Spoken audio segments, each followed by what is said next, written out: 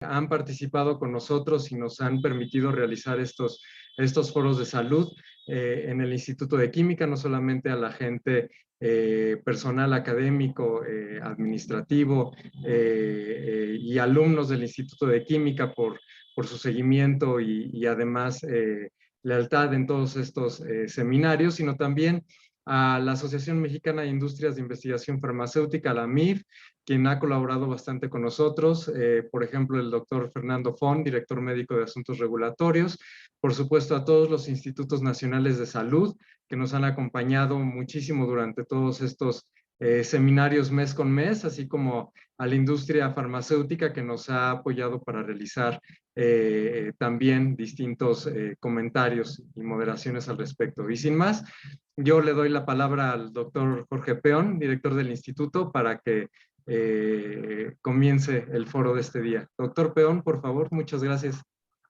Muchísimas gracias, Guillermo, y también pues quisiera comenzar comentando muy brevemente, para no robar el tiempo a los presentadores, acerca de la idea de estos foros. Fue una idea que tuvimos un poco, creo, en conjunto entre Marcela Castillo, el ingeniero, se me fue su nombre. Guillermo Funes. Guillermo Funes, Guillermo perdón. Funes. Y yo, más o menos, la idea inicial iba a ser que tuviéramos, que nos juntáramos con algún tipo de esquema como para unos desayunos periódicos, algunos esquemas, de tal manera que hubiera una reunión constante, con un ritmo constante entre diferentes sectores que tienen que ver con la investigación en el área de la química y la bioquímica y tocando principalmente el área de la biomedicina. Esa era la idea original y esta pues creo que fue una totalmente exitosa manera de implementarlo en la circunstancia obviamente de la pandemia. Incluso es probable que hayamos tenido una audiencia más grande gracias justamente a que nos estábamos reuniendo de manera virtual.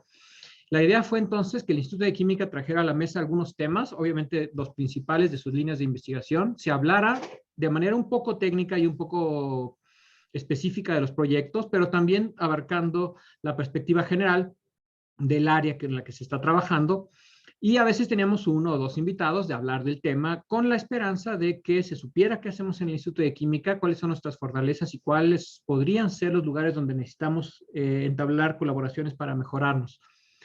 Y gracias a esta idea, pues tuvimos 7 foros, este es el número 7, tomamos temas desde antimicrobianos, antivirales, anticancerígenos, antidiabéticos, cosas de ese estilo, y hoy estamos pues terminando, digamos, esta serie de temas, todos ellos se desarrollan dentro del Instituto de Química que tienen que ver con la biotecnología y como van a ver, pues a través del doctor Armando Hernández, asociando la bioquímica estructural que se hace muchísimo en el Instituto de Química, ya ahora abarcando más temas de biotecnología, que el doctor Armando es experto en eso, y en particular también pues el diseño de proteínas.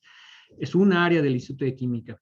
Tenemos un departamento dedicado a esto, es el departamento de biomacromoléculas, tiene una cierta especialidad en área de bioquímica estructural, pero obviamente la bioquímica funcional siempre viene acompañada de ese tipo de cosas.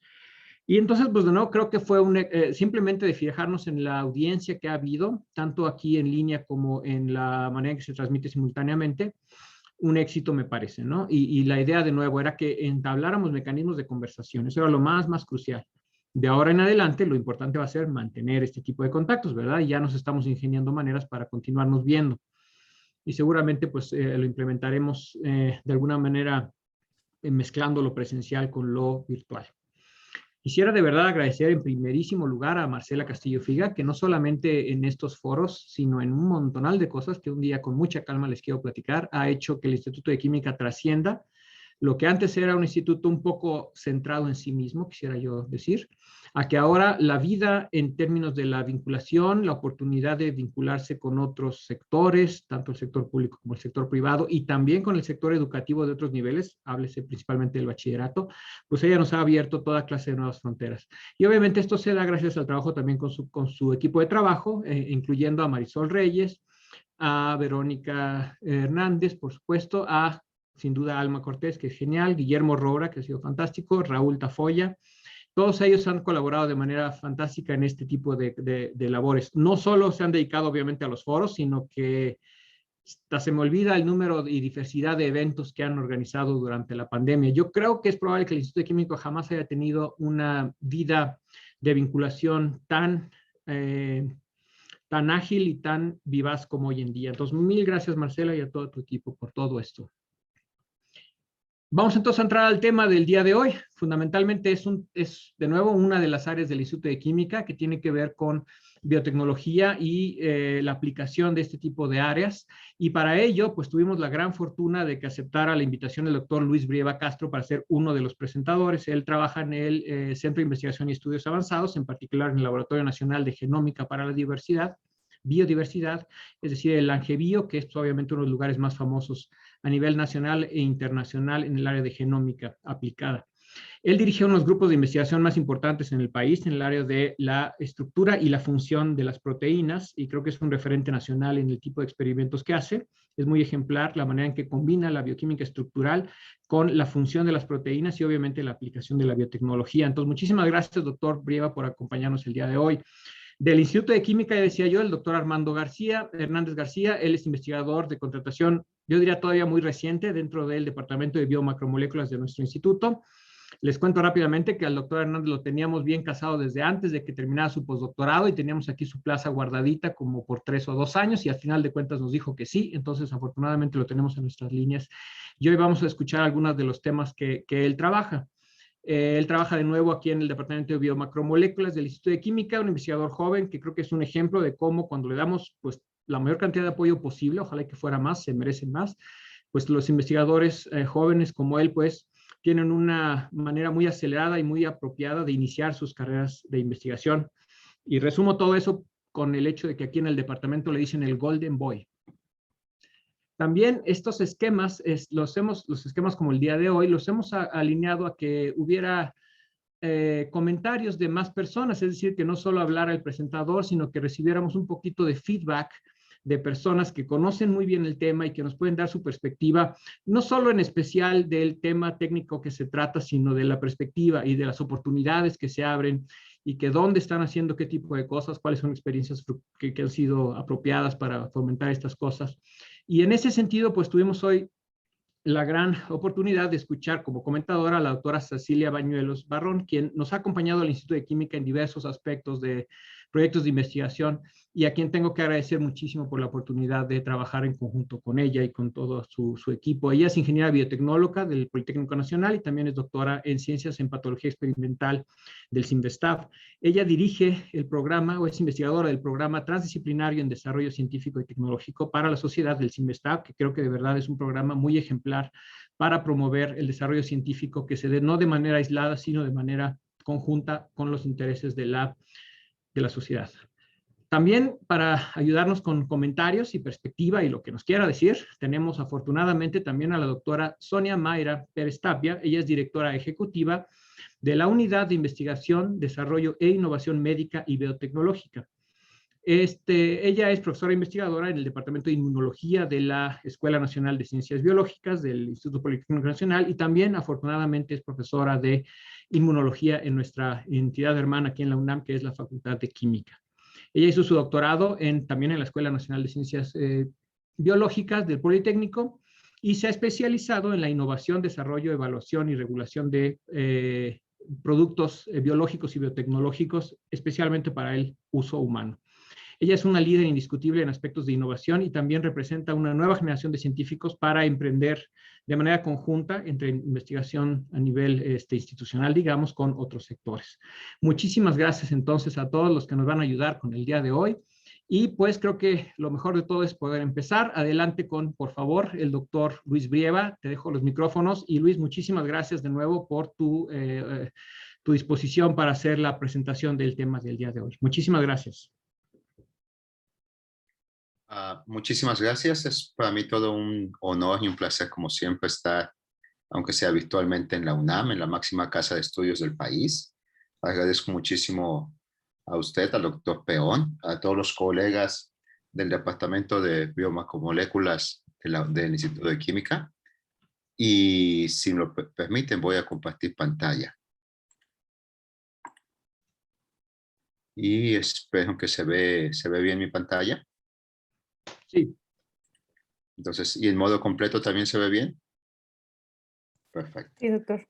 Entonces, pues como les comentaba, es todo un gusto para mí estar en la UNAM, en la máxima casa de estudios del país, y sobre todo en los embates que pues los últimos meses o años ha sufrido. Es un gusto siempre estar aquí.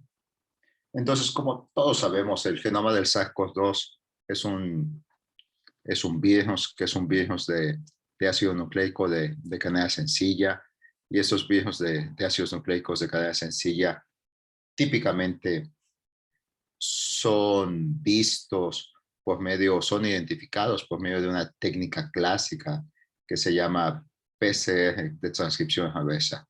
Es transcripción reversa simplemente porque es un virus de RNA y pues tiene que ser pasado a cDNA por medio de una enzima que se llama reversa transcriptasa.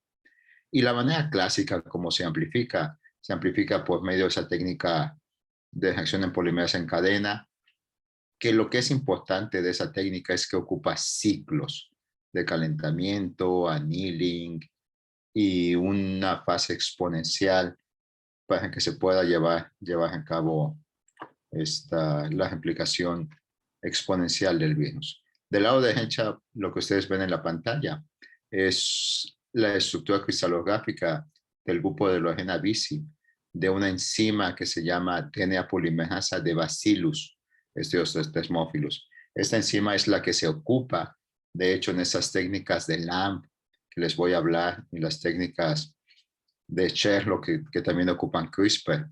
Y del lado izquierdo de la pantalla ven lo complicado que puede ser tener una máquina de RTT-PCR. De hecho, uno de los problemas iniciales que tuvo nuestro país en la pandemia, ya hace casi 2 años, es que hay muy pocas de ese tipo de máquinas. Pongo de 2 compañías distintas para que no vayas a ver sentimientos encontrados, que no le estoy haciendo publicidad a una que otra máquina. Y son máquinas costosas, pueden costar desde 200,000 pesos las más económicas hasta 1,000,000 de pesos. Y hay relativamente pocas máquinas de ese tipo. Pero básicamente lo que permiten es desdoblar el DNA.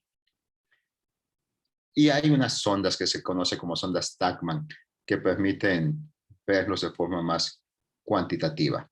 Pero el meollo principal es que yo quiero decirles es que esta polimerasa de esos nucleicos, esta reacción química que ocurre donde hay 2 magnesios, etcétera, que llevan a cabo esta adición de nucleótidos, típicamente necesita de una helicasa. Y esa tecnología más común para hacer diagnóstico en la casa se conoce como LAMP. Y lo que me permití hacer fue copiar un video de New England Biolabs, que voy a tratar de silenciarlo mientras lo pongo. O voy a hablar mientras sigo hablando. Y esa técnica es la técnica más sencilla que existe para amplificar ácidos nucleicos. Y la técnica sencilla ocupa 6 o 7 nucleótidos, que es lo complicado de esta técnica. Entonces, lo que ustedes pueden estar viendo aquí es que ocupa demasiados nucleótidos y eso complica muchísimo todo el sistema. Es un video más o menos de unos 2 minutos, pero lo que vemos es cómo a partir de la DNA polimerasa que va amplificando los ácidos nucleicos y que va amplificando y desdoblando el DNA. Y esa es la clave, tener una enzima que desdobla el DNA, se puede llegar a tener una amplificación exponencial de ácidos nucleicos, ¿sí? Y un experimento típico de LAMP da este tipo de escaleras exponenciales. Y esas escaleras exponenciales son muy, muy conocidas.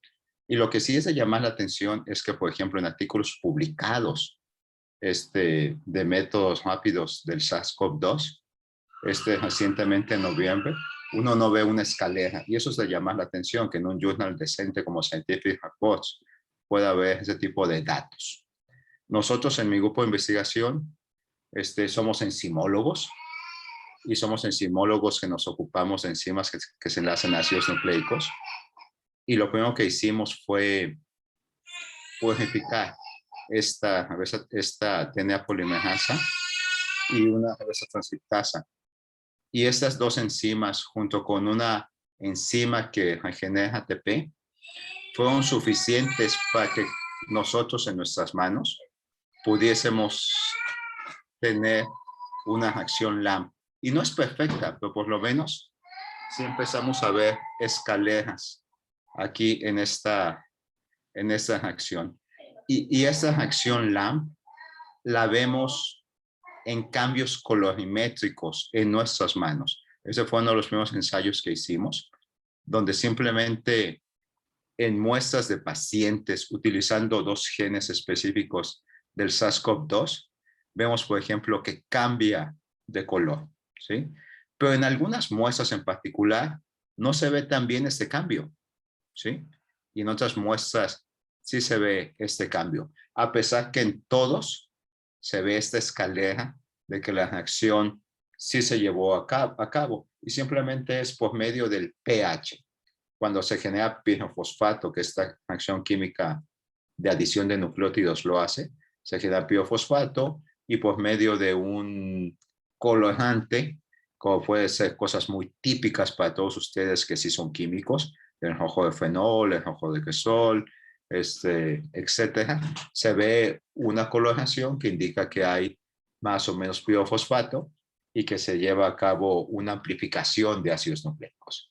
Y esa es la técnica LAMP que todo el mundo ocupa. Todo el mundo ocupa esa técnica para amplificar genomas y es como lo más común que existe.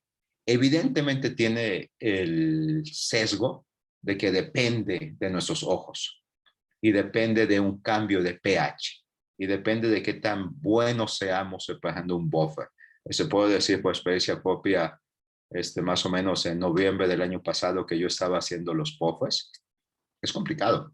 Es algo que tienes que dejarle un poco de paciencia y más que paciencia, que tiene que ser perfecto la forma en la que uno hace ese tipo de agentes para que funcione.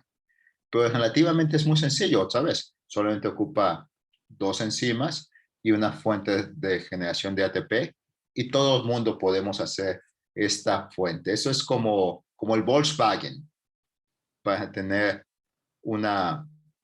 identificar SARS-CoV-2. Es lo más sencillo que hay. Todos ustedes pueden checar la literatura y hay muchísima gente que lo hace. De hecho, en el CIMBESTAB, la doctora Betty Choconostle es la experta en ese tema de LAMP y ella lo tiene muy bien montado. Ella tiene experiencia no solamente con el SARS-CoV-2, sino con otro tipo de virus, experiencia acá en la agricultura. Bueno, en fin. Entonces, lo que nosotros deseamos hacer hace más o menos un año fue tener un método que combinara la PCR por reversa transcriptasa y combinara el RT-LAMP. Evidentemente, el RT-PCR ocupa un equipo costoso, sin embargo, es muy, muy confiable. Ocupa técnicos especializados y el proceso es lento. Y esta parte para mí es muy, muy importante. Todos los consumibles en un país como México son importados. Y eso es algo que en mi última diapositiva voy a tratar de hacer un tema de reflexión. Y en cambio, el LAMP es no tan confiable. Tiene un 80, un 95%. Es muy económico, es muy fácil de usar y la respuesta es rápida. Aquí, hoy, otra vez, todos los consumibles son importados, pero son muy fáciles de hacer. Entonces, lo que nosotros hicimos fue una técnica que se llama una combinación polimerasa amplificación, que es conocidísima, que básicamente ocupa un proceso químico que se llama recombinación homóloga, que es lo que ustedes ven en la izquierda de la diapositiva. Y el proceso es muy sencillo. Hay unas enzimas en particular, en bacterias se conocen como RIC-A, que se unen al DNA de cadena sencilla, y una vez que se unen al DNA de cadena sencilla, pueden formar un iniciador. Y ese iniciador puede ser amplificado por medio de una polimerasa de ácidos nucleicos. Muy similar a lo que ocurre en esta parte viva que todos los días pasa en nuestro organismo, que se llama recombinación homóloga. Aquí estoy poniendo el proceso de recombinación homóloga de bacteria, pero evidentemente eso también pasa en el núcleo del ser humano, con otras enzimas más complicadas. Y en contraste con la técnica de LAMP, el RPA genera bandas específicas. Aquí lo que ven en la izquierda es un gel típico de RPA y ven las bandas específicas de diversos genes de un artículo de RPA veterinario. Estos genes, estos amplicones, se pueden hibridar, se pueden llevar a cabo utilizando oligos que estén marcados químicamente con algún químico que se una a biotina. Y esto puede ser que en una tierra de nitrocelulosa, en alguna tierra activa, se pueda unir. Y después con un anticuerpo segundo, se puede ver esta unión, ¿sí? Que es lo que ustedes ven aquí en el lado derecho de la pantalla. Y se puede ver el testigo positivo, el experimento que indica que hubo amplificación de ácido nucleico junto con sus controles. Y eso es lo que nosotros quisimos hacer físicamente en mi grupo de investigación. Y empezamos haciéndolo con unas enzimas de termos, que es una bacteria, es una termotoga, se parece en algún sentido a la TAC. Y si ustedes van a la literatura científica, el RPA funciona pero como un kit. Todo el mundo compra el kit de unas compañías que no voy a decir su nombre. Y esta compañía ocupa enzimas del bacteriófago T4, ¿sí? Y evidentemente nosotros no quisimos hacer eso. Mejor quisimos buscarnos unas enzimas que aguantaran a 55 grados. Y lo quisimos hacer a 55 porque el virus del SARS-CoV-2 es un virus de ácido ribonucleico que tiene tendencia a formar estructura secundaria. Entonces pensamos a que 55 había menos estructura y se podía ver.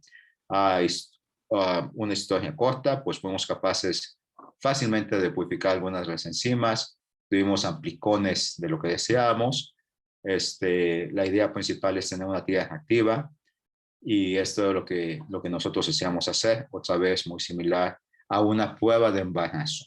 Es exactamente el mismo concepto de una prueba de embarazo, pero en lugar de detectar una hormona, lo que se detecta es una sonda de ácido nucleico que tiene biotina en un extremo específico, ¿sí? Y otra vez esta es la reacción química que estamos buscando por medio de las enzimas, que es muy similar a la recomendación homóloga y no los voy a aburrir con ese tipo de cosas, simplemente es mencionar que es una copia de algo que existe en la naturaleza, que hace muchísimos años, hace más de 15 años, hace más de 20 años alguien patentó y que la patente hoy está vencida. Y historia corta, disculpen, no nos funcionó. La primera vez que lo tratamos de hacer, disculpen, se me pasó.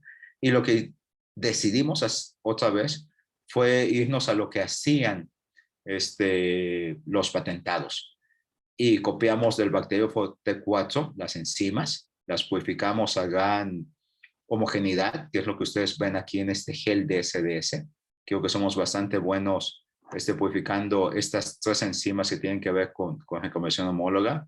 La enzima que es la polimerasa, la reversa transcriptasa, que un japonés fue bastante amable de donarla, que es una reversa transcriptasa que funciona bastante bien a 62 grados centígrados.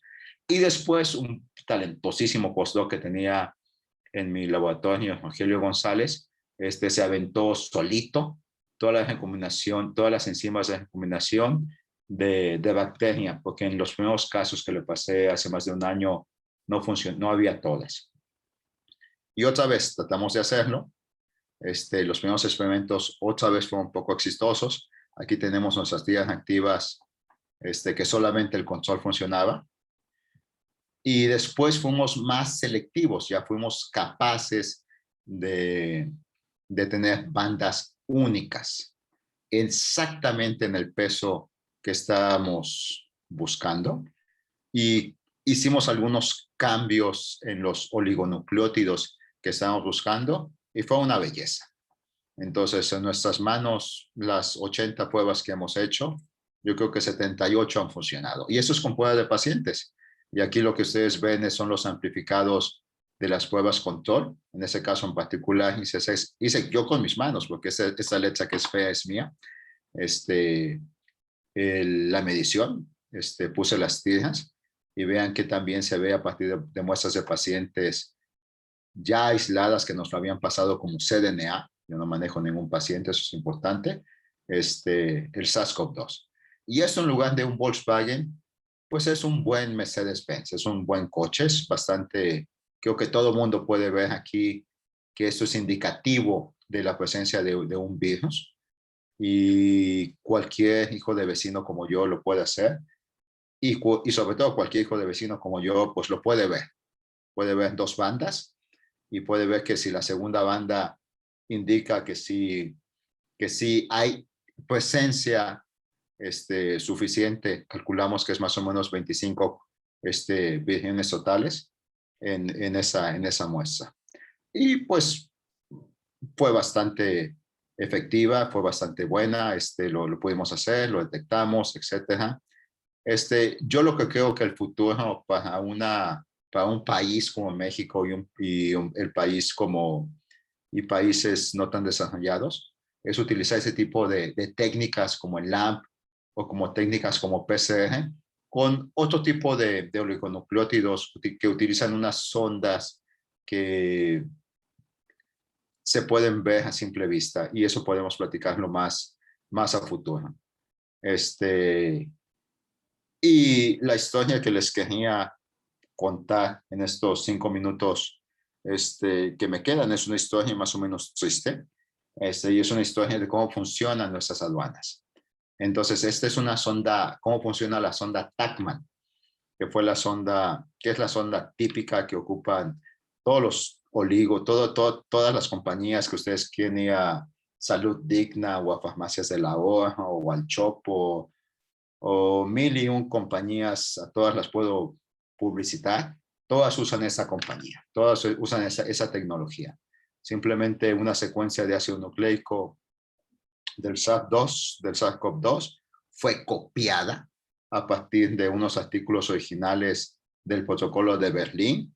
Después el protocolo de la WHO tiene sus oligos típicos y simplemente hay sondas fluorescentes y esas ondas fluorescentes se colocan en posiciones típicas de un oligonucleótido y esto hace que una máquina como el RT-PCR pueda detectar o no la amplificación.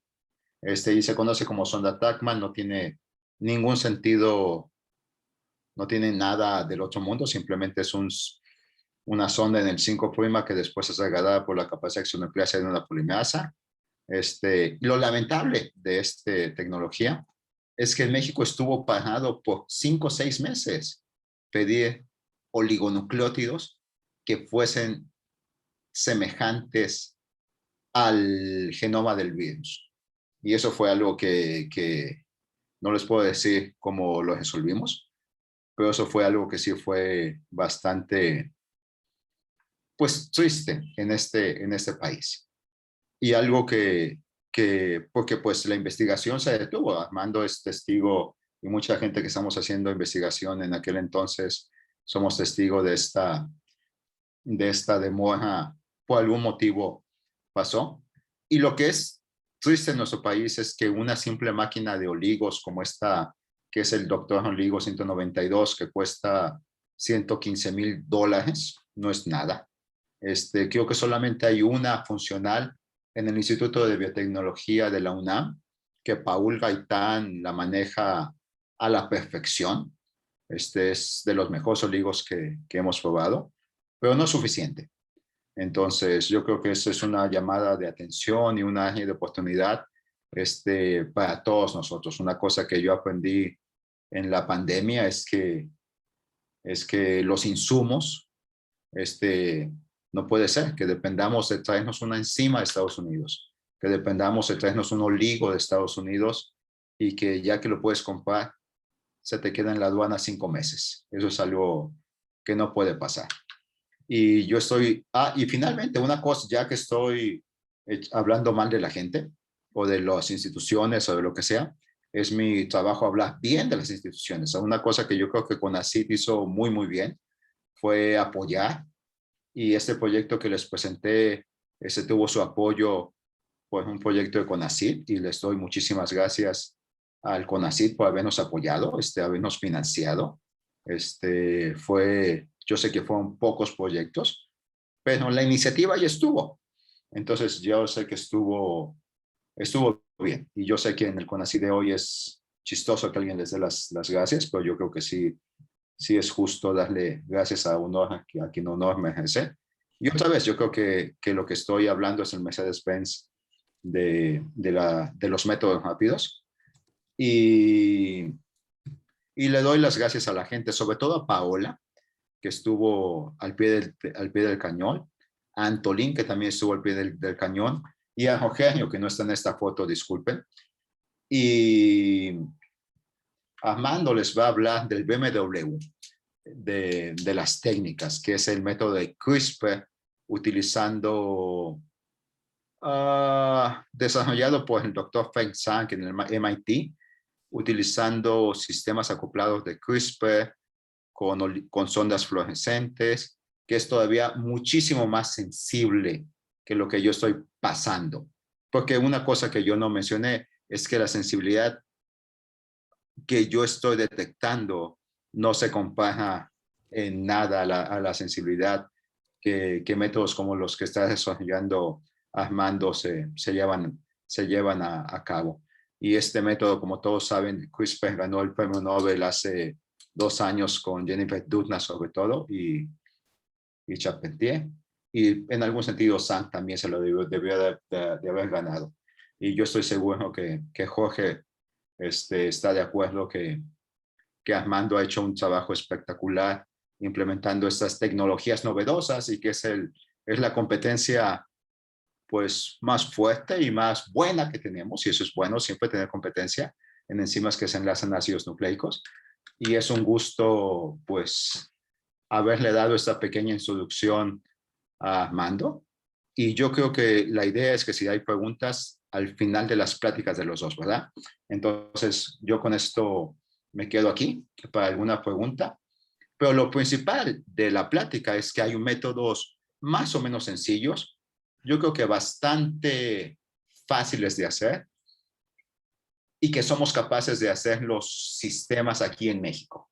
Y ahora con todo gusto le dejo las palabras a Armando para que nos hable de CRISPR, que pues en esa analogía es el BMW, o no sé mucho de coches yo, pero pues la idea es que es lo máximo. ¿Ok? Gracias. Muchísimas gracias, Luis. Es un gran gusto y justamente era la idea de estos simposios, ¿verdad? Tener una perspectiva que tenga una sección técnica y una sección de la perspectiva situacional con la que estamos. Pues vamos a oír del BMW, por favor. Gracias, Armando.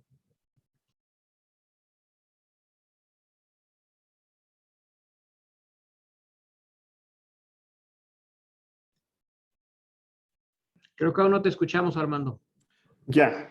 Ya está, ¿verdad? Ya me escuchan. Ya, muchas gracias. Se oye muy bien. Adelante. Gracias, Armando. Bueno, primeramente, pues agradecer sus fantásticas palabras, tanto las de Jorge Peón, el director del instituto, y de Luis Breva, investigador del CINVESTAB Langevio. Muchísimas gracias por sus amables palabras y también por la oportunidad que me están dando de presentar un poco la investigación que estamos haciendo en los últimos 2 años. Bueno, en realidad iniciamos ya hace unos 3 o 4 años con poquito apoyo realmente del Instituto de Química. Realmente fue el primero que nos apoyó. Desafortunadamente otras instancias no nos apoyaron antes de la pandemia, sino hasta que llegó. Entonces, pues ya no habíamos avanzado tanto. Pero yo quisiera también decir que que espero que al final de esta plática vean las posibilidades que los métodos de detección basados en CRISPR-Cas ofrecen. Pero la justicia es que CRISPR-Cas se apoya en los métodos isotermales de los cuales ya habló Luis. Sin ellos no podría llegar o no podría tener el futuro brillante que tiene. Pero bueno, iniciemos con esta historia. Y esta historia, pues obviamente inicia con pues los participantes que son las proteínas o los sistemas CRISPR-Cas, ¿no? Estos sistemas han sido han agitado el mundo de la biotecnología y de la biomedicina, las ciencias de la salud en los últimos, ¿qué serán? 9 años prácticamente, ¿no? Se han reportado, como la mayoría de ustedes saben, para edición genómica. Y tanto fue el impacto que solamente unos 8 años después, las dos investigadores, Emmanuel Charpentier y Joseph Doudna, que son las que desarrollaron el sistema CRISPR-Cas como tecnología para hacer edición genómica, recibieron el premio Nobel en química. Y me gusta mucho que haya sido en química porque la verdad es que la bioquímica tiene mucho que ofrecer a la química y a las ciencias de la vida. Pero bueno, una vez que estas personas recibieron el Nobel, pues obviamente la investigación ha ido creciendo aún más, ¿no? En realidad, el sistema CRISPR-Cas es una navaja suiza molecular. Tiene muchísimas aplicaciones, más allá de edición genómica, ¿no? Ha sido usada para regulación genética, para ingeniería epigenómica, visualización de genomas, interferencia de expresión de genes, para muchísimas, incluyendo para diagnóstico, muchas aplicaciones. Pero afortunadamente para nosotros, la aplicación de CRISPR-Cas en diagnóstico es donde, no esperadamente, fue donde se aprobó por primera vez una aplicación comercial. Por supuesto, empujado por la pandemia. Y es muy chistoso cómo CRISPR-Cas está generando toda una revolución en diagnóstico que apenas estamos alcanzando a ver. Y esto sucedió en solamente unos cuantos años. En el 2012 fue cuando se publicó la tecnología de Charpentier y Doudna, ¿no? Para edición de genomas. Solamente 6 años después se reportó por primera vez su uso de CRISPR-Cas como sensor genético. Un año después para diagnóstico ya de enfermedades, ¿no? Y ya empezaban aquí a hablar de las ventajas y las bondades que ofrece el sistema de CRISPR-Cas. Y un año después, con el advenimiento de la pandemia de SARS-CoV-2, pues estos métodos diagnósticos que ya venían desarrollándose se dirigieron hacia COVID. Y fue en ese año, en abril del 2020, que la FDA dio la primera aprobación de un sistema CRISPR para venta, en este caso bajo el contexto de emergencia. Y a partir de ahí empezó a crecer la expectativa demasiado, ¿no? Empezaron a trascender los círculos científicos y a salir a las noticias. Entonces se creó mucho entusiasmo. Pero ¿de dónde viene todo este entusiasmo de uso del sistema CRISPR-Cas para diagnóstico? De hecho, ya hay 2 compañías, no, 3, perdón, que son startups, estas compañías que aún están con pérdidas, que aún están creciendo, que se enfocan muy fuerte en diagnóstico. Una es esta, Sherlock, que con IDT fueron las que tuvieron la autorización de emergencia por la FDA, que ya se vende, o se vendía al menos, no sé si aún se siga vendiendo, solamente en Estados Unidos.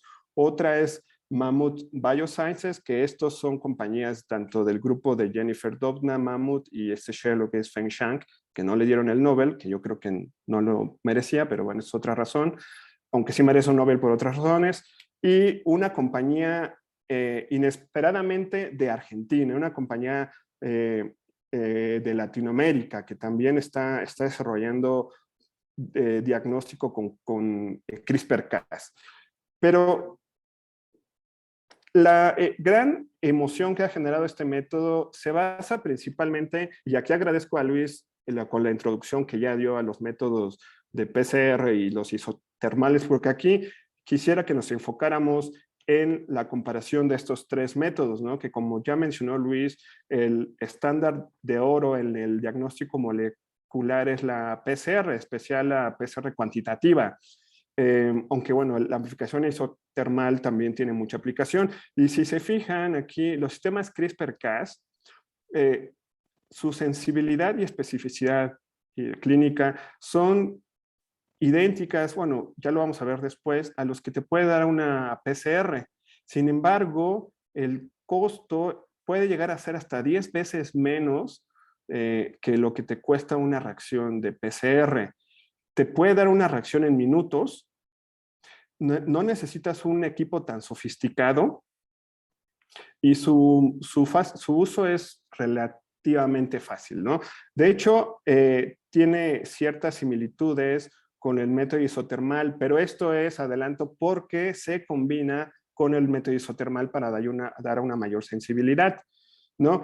Pero en general, algo que me gusta que puede hacer el método CRISPR-Cas de diagnóstico y que no hace la PCR es que son métodos descentralizados, es decir, que no necesitan ser llevados a cabo en un laboratorio central, pueden ser usados en clínicas o en los sitios de atención primaria de los pacientes, que una PCR no puede hacer eso.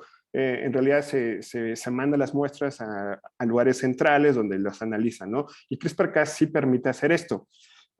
Y bueno, existen otras pruebas, ¿no? Pero la ELISA, las serológicas, pero bueno, esas no detectan el DNA o el RNA del virus, sino detectan anticuerpos.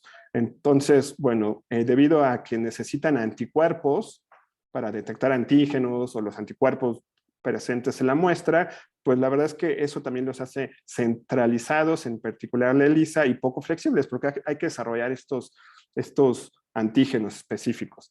Pero, ¿qué características tiene el sistema CRISPR-Cas que han permitido toda esta gran expectativa, ¿no? Para diagnóstico y este gran avance en diagnóstico? Bueno, aquí les presento la manera en que está compuesto un sistema CRISPR-Cas, que es primeramente la proteína Cas, que aquí se muestra que son como unas tijeras de DNA. El segundo componente muy importante es lo que llamamos un RNA guía, que se muestra aquí en amarillo, que es una molécula de RNA de cadena sencilla que se compleja con la Cas y que detecta una secuencia complementaria. El RNA guía es como un GPS molecular. Le dice a la proteína dónde ir, dónde posarse, unir y cortar. Aunque también se combina con una secuencia que debe estar presente en el DNA blanco, que se llama PAM. Y estos tres elementos son los elementos importantes de un sistema CRISPR-Cas, ¿no? Obviamente el DNA blanco al que va a reconocer y a cortar. Entonces, lo interesante es que no necesitamos cambiar la proteína, lo único que necesitamos es cambiar el RNA guía para poder detectar cualquier secuencia que queramos. No necesitamos producir nuevas proteínas con la misma que tenemos y todos sabemos que la síntesis de un RNA es cuestión de días, inclusive 1 o 2 días si se tiene la máquina disponible. Esto te permite programar rápidamente, poder detectar nuevas secuencias, ¿no? El reconocimiento de esta proteína con su RNA guía es muy específico, ¿no? Inclusive pueden llegar a diferenciar la presencia de una mutación, de un solo nucleótido. Esto se ha demostrado. Su unión a las secuencias blancos es muy fuerte en términos de lo que se llama constante disociación. Puede llegar a ser hasta femtomolar, lo cual es brutal. Es decir, que va a reconocer muy fácilmente. Y además, la producción de estas proteínas Cas en general son fáciles y de alto rendimiento, porque son proteínas bacterianas, de origen bacteriano o de arqueas. Y se ha usado también una versión de Cas que se le ha mutado ciertos aminoácidos del sitio catalítico que evitan que corte, es decir, reconoce al DNA blanco pero no lo va a cortar. Esto la verdad es que ha resultado muy útil para muchas aplicaciones. Entonces, el sistema CRISPR-Cas tiene muchas propiedades adecuadas para el diagnóstico, ¿no?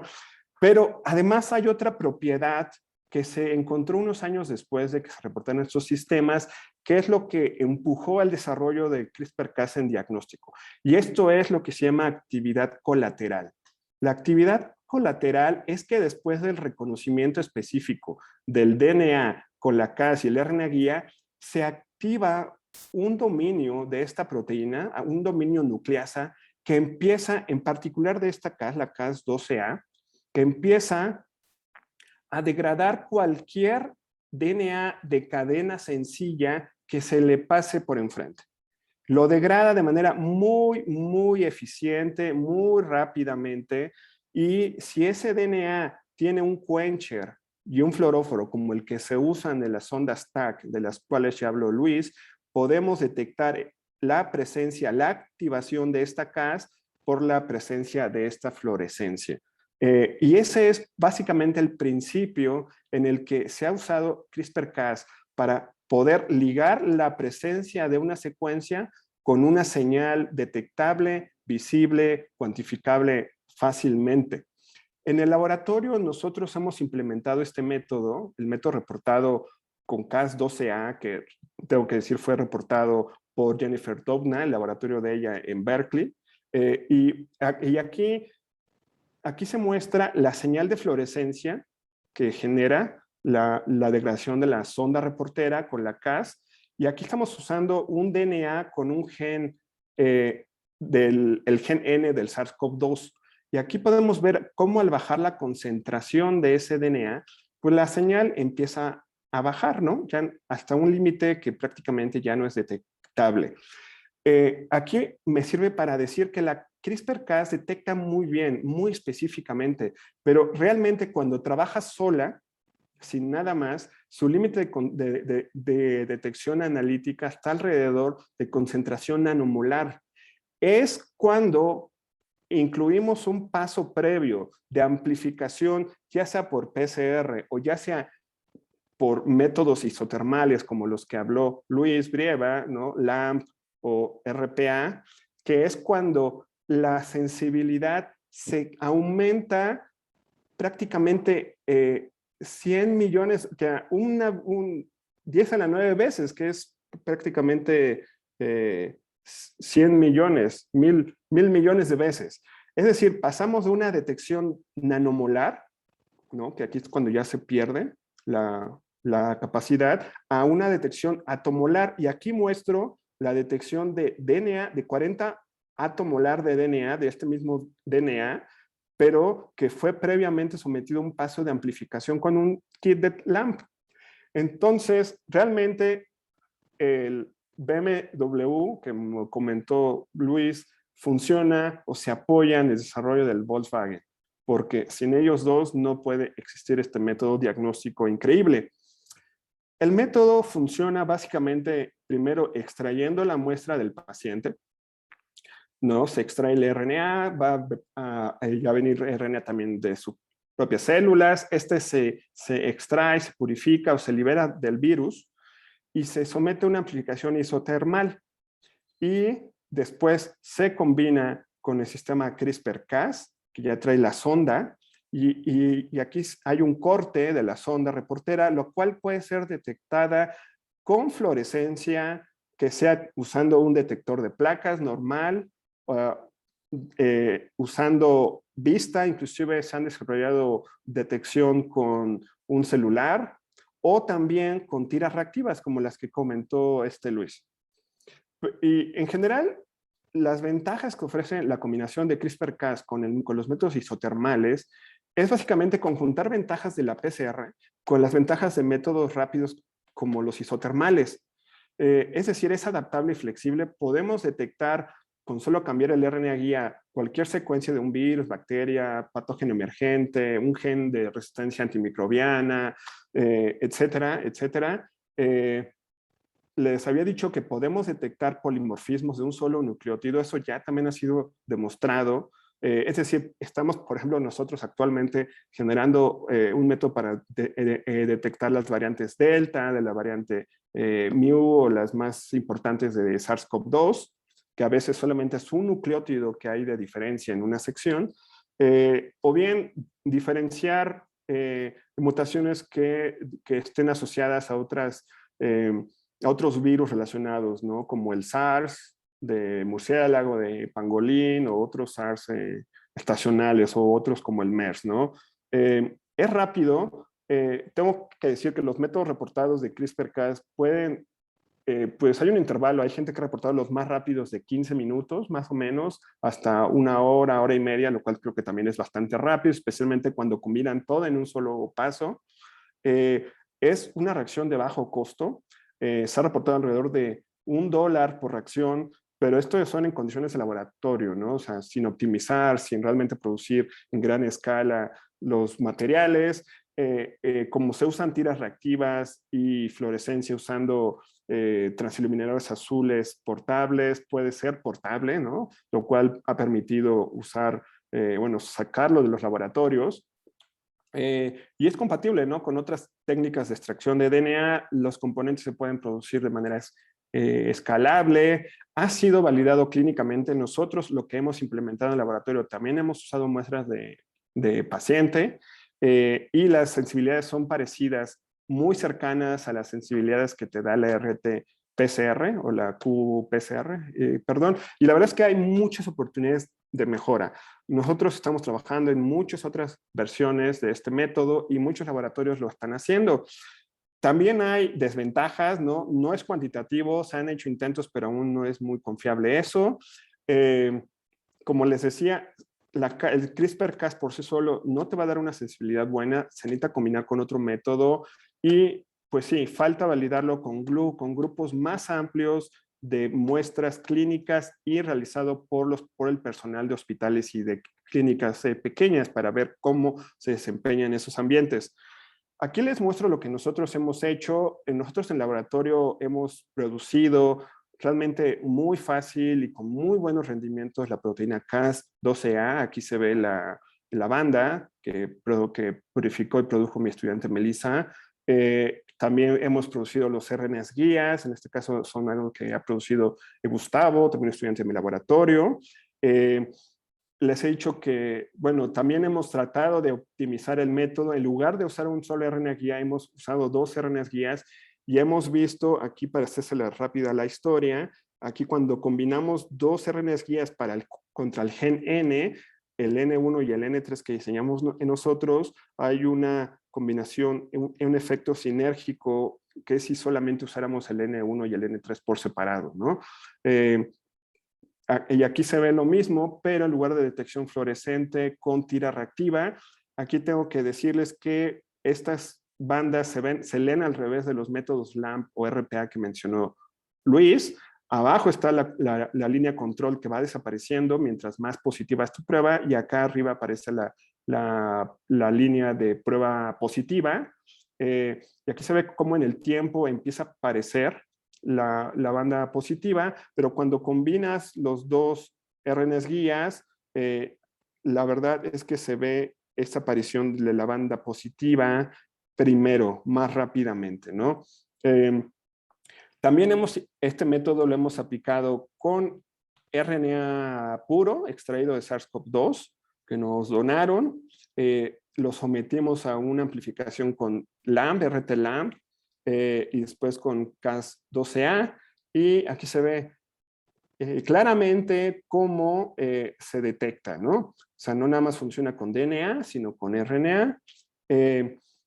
Hemos también no solamente usado RNA del virus puro, también RNA extraído de pacientes, es decir, trae otros RNAs de la muestra humana, uno del paciente, entre otros contaminantes. Y bueno, después de extraerlo, también se somete a un LAMP y después se combina con la Cas12. Y aquí vemos claramente cómo, en este caso, todos los que fueron sometidos al LAMP, con un RNA de paciente B positivo, aquí se muestra negativo, pues dan señal. Inclusive aquí se puede ver cómo hay cierto tiempo de LAMP que da mejor respuesta. Y también esto lo hemos hecho con tira reactiva. Aquí se ve la tira reactiva de muestras de 4 pacientes que son claramente positivas, eran pacientes positivos que fueron detectadas de manera positiva al combinar el LAMP, CRISPR-Cas y el uso de estas tiras reactivas, mientras que los pacientes negativos, pues todos salieron negativos, ¿no? Aquí la sonda que se usa es una de biotina con un FAM, que es la que se usa aquí para que se pegue con los anticuerpos de estas tiras reactivas. Inclusive logramos optimizar el método y solamente con 20 minutos de LAMP y 20 minutos de Cas12a logramos determinar la muestra positiva de este paciente positivo. Hemos hecho una evaluación de costos. Realmente donde está, y bueno, el precio que tenemos así de escala laboratorio, ¿no? Que es muy malo el balance de costo-precio, es que nos necesitamos alrededor de 100 pesos por reacción. Si es por fluorescencia, 150 pesos por reacción si es con tira reactiva. Pero si analizamos bien los costos, donde más nos cuesta, donde está la mitad prácticamente a veces del costo, es en la técnica de LAMP y en la tira reactiva. 50 pesos. Estas tiras reactivas también se importan, desafortunadamente no se producen en México, y este LAMP que usamos fue un LAMP comercial. La idea es sumar esfuerzos con el doctor Luis Brieva para entonces estos costos de estas técnicas isotermales bajarlas, porque si se fijan, el costo de la CAS que producimos nosotros es altísimo, es muy barato, perdón. O sea, se producen con solamente una reacción con un matraz de 1 litro, suficiente cantidad para más de casi 2,000 reacciones, ¿no? Entonces, aún si usamos la sonda reportera producida comercialmente, es muy barata, tanto para fluorescencia como para tira reactiva, ¿no? Entonces, hay espacio para mejorar esto, pero sin duda estos precios contrastan mucho con los precios de una RTQ-PCR. Hemos trabajado en diseños alternativos. Estos lo hemos hecho con el doctor Jorge Peón. En este caso usamos 2 CRISPR-Cas, 2 sistemas que se unen a la secuencia blanco de manera adyacente, están muy cercanas, y esas Cas las etiquetamos con 2 fluoróforos, uno que se llama un donador y un aceptor. Y cuando están muy cerca estos fluoróforos, iluminamos uno y la fluorescencia se la transfiere al otro porque está muy cerca, y este emite este otro color. De esta manera, la idea es poder determinar esta secuencia que sería el amplicón de RT-LAMP del virus. Esto, como hay 2 Ks, daría mayor especificidad, y este proceso es tan rápido que en cuestión de segundos podremos detectar la presencia de este DNA.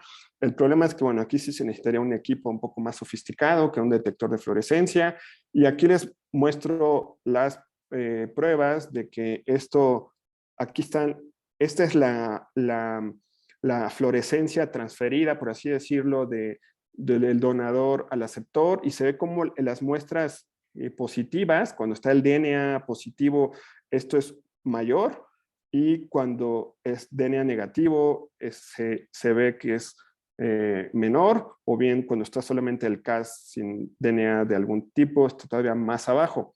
Para hacerlo más sensible, en lugar de medir esta transferencia de fluorescencia, medimos algo que se llama vida media del fluoróforo, que básicamente es cuando iluminas un fluoróforo, pues se ilumina y le transfiere esa energía tipo fluorescencia al otro. Pero este tiempo que este fluoróforo, antes de transferirle, mantiene emitiendo fluorescencia, es lo que medimos.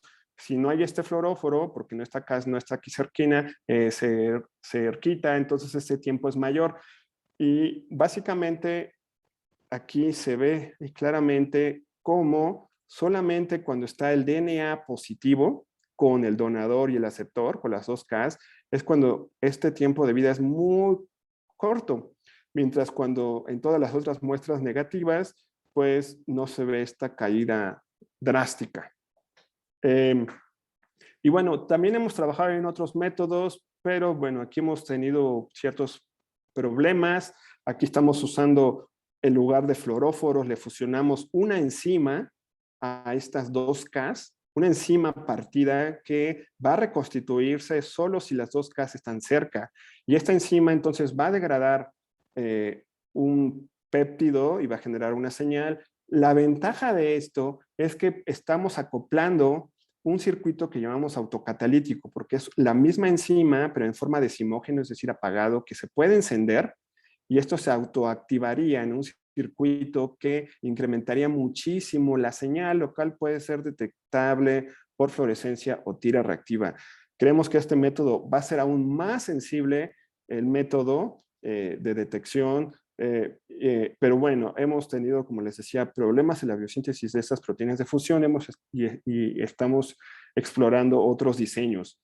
Y bueno, para terminar esta presentación, solamente un pequeño resumen, ¿no? CRISPR-Cas es un sistema apropiado para desarrollar biosensores muy específicos y muy sensibles en poco tiempo. Funciona mucho mejor cuando se combina con métodos isotermales, ¿no?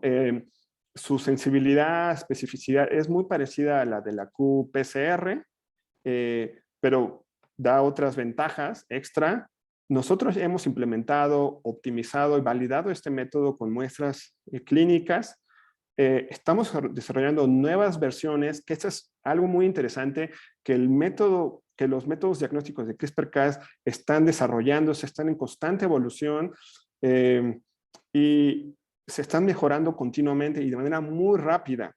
Por lo mismo, yo realmente creo que el sistema CRISPR-Cas realmente tiene perspectivas y un futuro muy brillante y prometedor, tanto que yo considero que lo que fue la PCR en los 80s y los 90s, CRISPR-Cas lo va a hacer para estos años y décadas por venir, no nada más en diagnóstico, sino para muchas otras aplicaciones en biotecnología. Finalmente, les agradezco muchísimo a mis estudiantes que han estado detrás del cañón todo este tiempo, especialmente a Gus y Melissa, que son los que han estado trabajando más en diagnóstico, también a Axel y Pavel, y a todos los demás estudiantes, que realmente ellos son los que se merecen el aplauso. Y también agradecer mucho a que estos proyectos de desarrollo de biosensores con CRISPR-Cas no fueron posibles sin el apoyo incondicional desde hace ya muchos años del Instituto de Química del doctor Jorge Peón, a partir de la pandemia, de un donativo de la DEGAPA y de la Secretaría de Relaciones Exteriores y de la MEXIT, dados en particular para este proyecto, y realmente han sido muy útiles, nos han servido muchísimo. Y bueno, a todas las personas y en especial al doctor Alfredo Torres Larios, que falleció recientemente, también él nos apoyó mucho en el desarrollo de este método, lo vamos a extrañar muchísimo. Y bueno, a los demás que también han apoyado mucho en este proyecto. Y pues bueno, eso sería todo. Muchas gracias. Muchísimas gracias, Armando. Excelente presentación. Te agradecemos un montón. También el trabajo que has hecho aquí en el instituto. Si gustan, pues nos vamos de volada a escuchar lo que nos quieran platicar. En primer lugar, si quieren, empezamos con la doctora Cecilia Bañuelos. Por favor, Cecilia, muchas gracias por acompañarnos. Muchísimas gracias pues a los ponentes por la presentación. Gracias también, doctor Peón, por la invitación. Y bueno, yo hice algunos apuntes derivados de estas presentaciones y me gustaría destacar pues de entrada varios puntitos, ¿no? Voy a comenzar con el potencial de estas propuestas que hoy nos han presentado desde la perspectiva de pues las tendencias tecnológicas y de mercado. Pues ahora sí que en la escala global, ¿no? Creo que es indudable que el mercado de pruebas de COVID-19, como lo han referido los colegas, se mantiene y se mantendrá en franco crecimiento por lo menos, pues, todavía una década, ¿no? Y que habrá un incremento, sobre todo de estos tipos de pruebas que hoy nos presentan, que podrían transitar a lo que llamamos tipo point of care, ¿no? Que queremos que el usuario las tenga a mano y que eso facilite el tamizaje, ¿no? de algunas enfermedades, en este caso la COVID.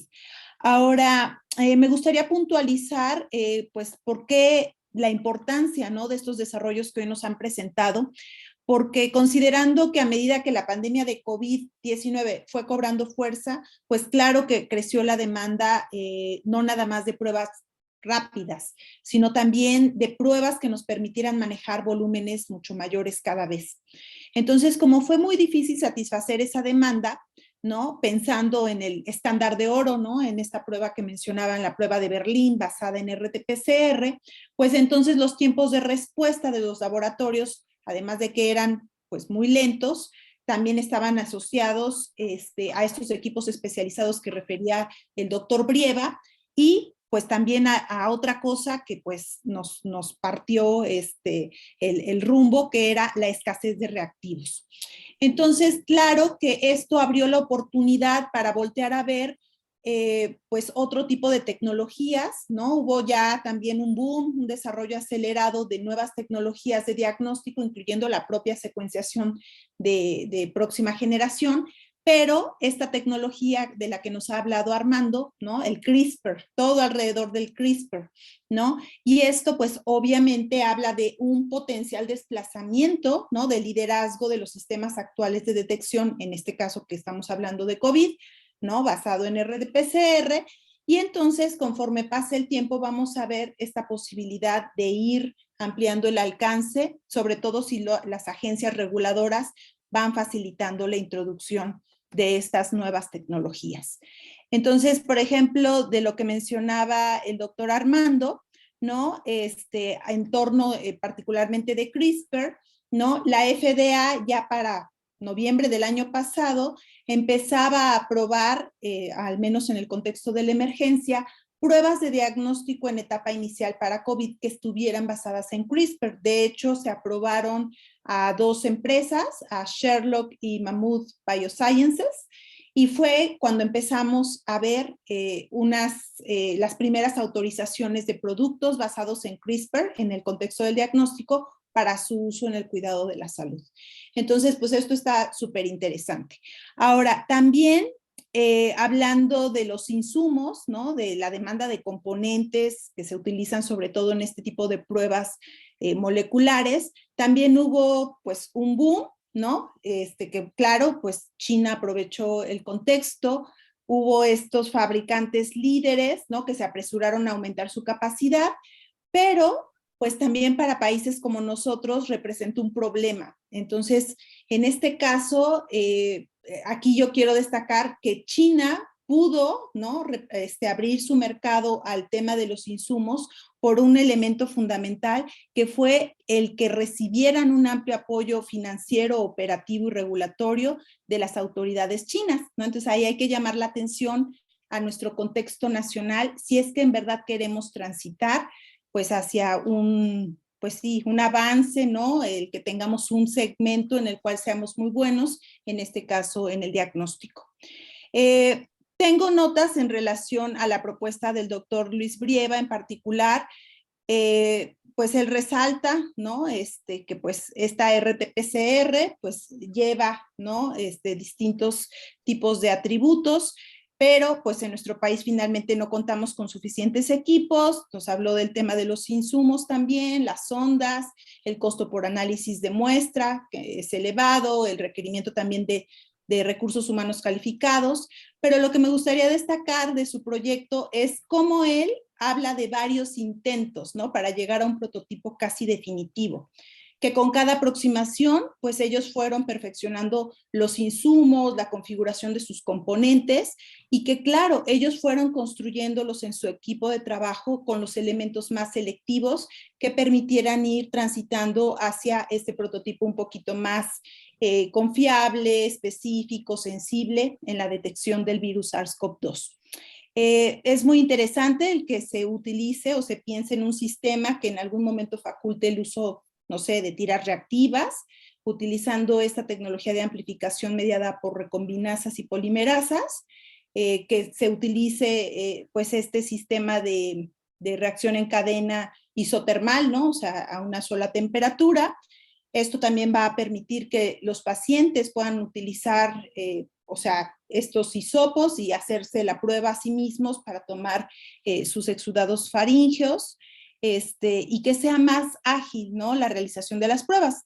Lleva también otro tema ahí, pues obviamente en la interpretación, pero finalmente esto hace accesible este tipo de pruebas de las que él nos hablaba.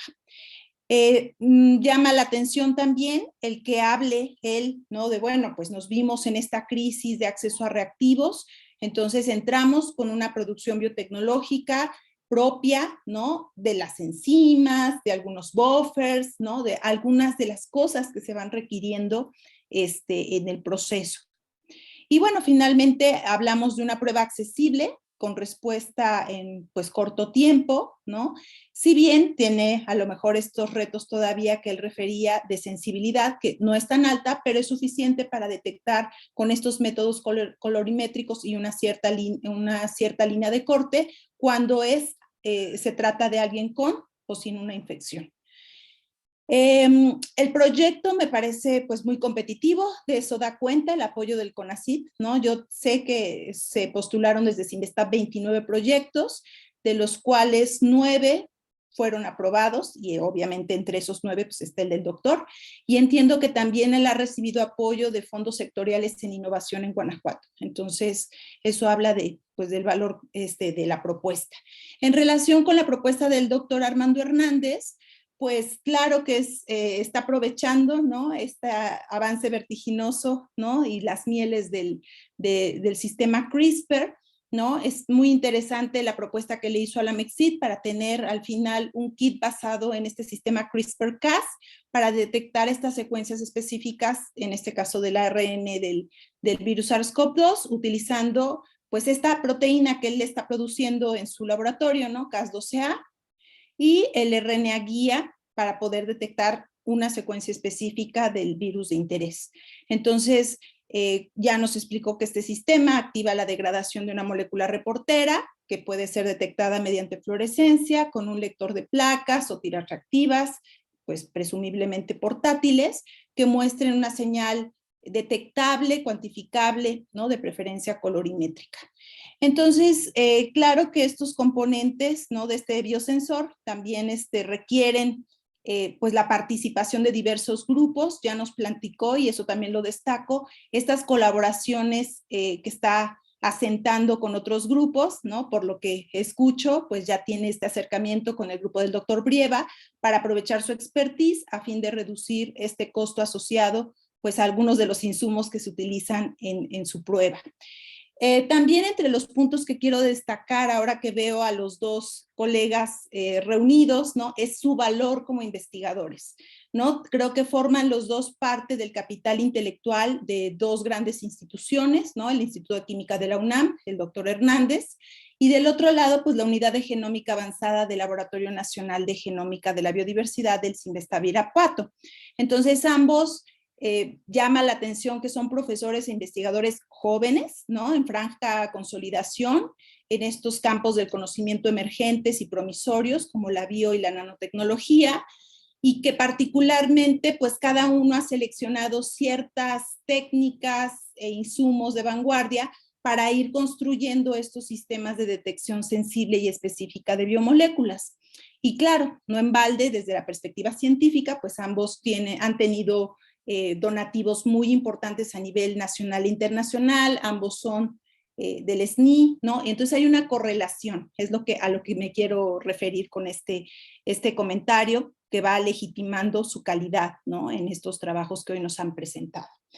También quiero destacar que los colegas corresponden a una nueva generación de científicos que claro que le da el peso a la investigación básica, pero que también valorizan como sustento esta investigación, estos resultados, para trasladarlos a resultados en aplicaciones prácticas, ¿no?, que tengan un impacto social y beneficio económico. Entonces, pues son como las premisas que ahorita la política actual está primando, ¿no? Pues tener pertinencia, tener cierto valor o impacto social.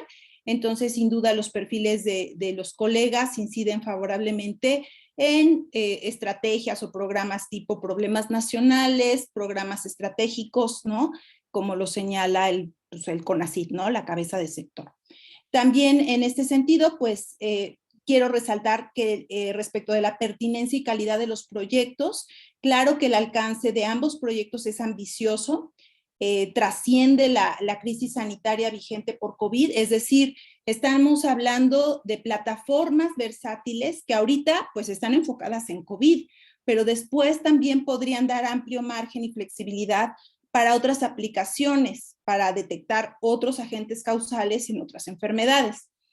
Y quiero también resaltar respecto de esta pertinencia y calidad de sus trabajos, que ambos proyectos, ¿no?, por separado, pertenecen a carteras estratégicas de proyectos. Por un lado, pues el del doctor Armando Hernández, como él lo refirió, el proyecto que hoy nos ha presentado forma parte de un programa de aceleración de soluciones innovadoras frente a la COVID de la Secretaría de Relaciones Exteriores. Y del otro lado, el doctor Brieva, pues también desde el CONACYT y desde el portafolio mismo de proyectos insignia del CINVESTAP, es partícipe de esta cartera estratégica. Y bueno, se infiere que hay en estos proyectos una red muy robusta de colaboración intra e interinstitucional. Ellos dan cuenta de ello. Creo yo que eso es muy valioso, pues desde el tema pues técnico, ¿no? Hasta el estratégico. El técnico, porque pues obviamente ellos tienen que acceder a muestras, tienen que vincularse seguramente con otros grupos, ¿no? Y esto pues faculta también el tema de transferencia de conocimiento y comercialización de tecnología desde la academia hacia el sector productivo y social. Estos son algunos de mis comentarios. Yo nada más con estas apreciaciones quisiera apuntar a que claro que la biotecnología es un campo fértil y si tenemos especialistas de la talla del doctor Hernández y Brieva, ¿no? Esto abre nuevas oportunidades para que nuestro país transite hacia pues, su plan, ¿no? De autosuficiencia en ciertos insumos de salud y el diagnóstico pues, es fundamental para esta y otras enfermedades. Muchísimas gracias, doctora Cecilia Bañuelos, muchísimas gracias, de verdad. Me robó la mayoría de mis comentarios, pero le agradezco muchísimo, de verdad. Si gusta, nos seguimos con la doctora Mayra Pérez para que también nos dé lo que ella nos quiera platicar. Se vale ser crítica, no tan crítica como ustedes gusten, ¿eh? Muchas gracias. Pues muchísimas gracias, antes que nada, primero por la invitación, segundo por agradecer y felicitar a ambos investigadores por sus excelentes presentaciones. Y pues prácticamente yo coincido con todo lo que les ha dicho Cecilia, pero sí quisiera ir un poquito más hacia qué hacer. Yo creo que la pandemia y ambos proyectos nos obligan a una reflexión profunda dentro de como investigadores, y la reflexión desde mi punto de vista es cómo generar productos, porque definitivamente lo que la ciencia básica nos aporta, lo que ustedes nos comparten tanto en el diseño del modelo del doctor Brieva como el doctor Hernández, son prototipos o son la implementación de tecnología, de técnicas que pueden dar soluciones a problemas de salud en México, pero que las soluciones se van a dar a través de la generación de productos. Y yo creo que tenemos que aprender a transitar del laboratorio a realmente el mercado. Ambos mencionaron varias cosas y coincidimos que la pandemia nos puso aún más evidente la dependencia tecnológica que tenemos de insumos del exterior. Pero también la pandemia nos puso evidencia de que tenemos capacidades de producir nuestros propios insumos. Y también nos hizo evidente que necesitamos en todas las instituciones, tanto el Instituto de Química, en CINVESTAP, en todas las instituciones, deberíamos de tener alguien que acompañe de manera temprana los desarrollos para convertirlos en productos. Si ambos mencionaron durante sus presentaciones el término validación, ¿no? Y las agencias regulatorias, a pesar de que tienen un serio compromiso a partir de la pandemia y desde siempre, creo yo, de acompañar el desarrollo de productos internos, la realidad es que la mayor parte de los desarrollos mexicanos que llegan a la agencia regulatoria llegan sin el cumplimiento normativo mínimo para poderlos aprobar. Y esto se debe no a su falta de calidad técnica, sino a su falta del proceso regulatorio que les permita obtener una autorización o un registro. Cuando nosotros establecemos un método analítico, una vez que se estandariza, después tiene uno que hacer una validación analítica del método y establecer los parámetros para los cuales esa validación analítica nos permite asegurar que el método es correcto para el fin que nosotros queremos. Esta validación analítica es lo que COFEPRIS o lo que cualquier agencia regulatoria revisa para dar una luz verde del acompañamiento del producto. Nosotros normalmente coincidimos o generalizamos y pensamos que hacer la validación analítica es probarlo con miles de pacientes o 500 pacientes o hacer un estudio multicéntrico, y la realidad es que es mucho más sencillo que eso. Un paso antes de eso, hay que establecer protocolos analíticos, verificarlo, generar un reporte y desarrollar un producto en un sistema de gestión. Yo sé que son elementos y a lo mejor son conceptos que tal vez no son parte ni del argot, ni de la cotidianidad de nuestro trabajo en el laboratorio científico. Y yo sí estoy convencida que todos debemos de acercarnos y debemos de contar con alguien que realmente lo sepa implementar, porque los científicos no necesariamente somos desarrolladores de productos, y la normatividad es extremadamente interesante. Hay una normatividad es completamente técnica, pero hay que saberla implementar para poder llegar con más productos al mercado. Ambos investigadores, a mí realmente los estaba yo escuchando, y estaba yo reflexionando de que realmente en México hay mucho talento para hacer cosas. Tenemos muchísimo conocimiento de base, tenemos muchísimas ganas, pero algo necesitamos hacer diferente para que lleguemos a tener productos realmente en el mercado. Y ahorita quisiera comentar que algo que dijo Armando, creo que sí lo dijo Armando, que sorpresivamente los argentinos tenían una autorización. La realidad es que no es sorpresivo. Argentina es uno de los países en Latinoamérica con mayor innovación y apertura en el desarrollo de productos biotecnológicos de cualquier índole. Una de las compañías más exitosas de biotecnológicos, de productos para uso humano, anticuerpos, terapias, antivenenos, enzimas, salieron de las universidades e inclusive forman parte de las universidades y son exitosísimos. Lo que pasa con los argentinos es que nos llevan pues varios años de ventaja en saber hacer productos. ¿Sí? Los científicos hacen ciencia y acompañan sus desarrollos con conocimiento, pero los desarrolladores de productos son un elemento, es una persona con conocimiento científico, pero también regulatorio, y hacen productos. Una de las compañías más importantes de anticuerpos terapéuticos que empezó con biosimilares es Argentina. Y está haciendo plantas en Europa y está teniendo productos por todas partes. Realmente no es sorpresivo. Además, que la Agencia Regulatoria Argentina acompaña de manera muy temprana y es una de los países con mayor flexibilidad regulatoria para la autorización de productos, lo cual tiene sus pros y sus contras, ¿no? En diferentes aspectos. Otra cosa que les quería yo también hacer mención es que cuando nosotros desarrollamos un producto, yo creo que desarrollar el primero es el gran reto.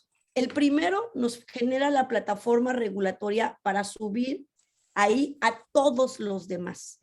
Y uno de los grandes retos en los productos de diagnóstico y en los productos tiras reactivas, sistemas de detección, es la confiabilidad, la reproducibilidad y la pureza de los elementos que conforman el método. O sea, ¿qué tan reproducibles son las enzimas que vamos a utilizar? ¿Cómo controlamos la producción de las enzimas? ¿Cómo controlamos los lotes? ¿Cómo lotificamos? ¿Cuál es la caracterización molecular de la enzima que le estamos haciendo? ¿Cómo vemos si es estable? Hay ciertos atributos que necesitan cumplir un estuche diagnóstico para realmente poder llegar al mercado, aun cuando sea cualitativo, aun cuando sea únicamente un estuche de screening.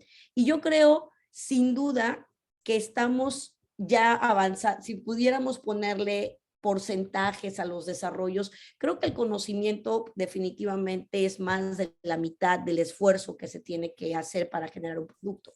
Y lo que sigue es engarzar ese conocimiento con procesos regulatorios que nos permitan llegar a un producto y la comercialización.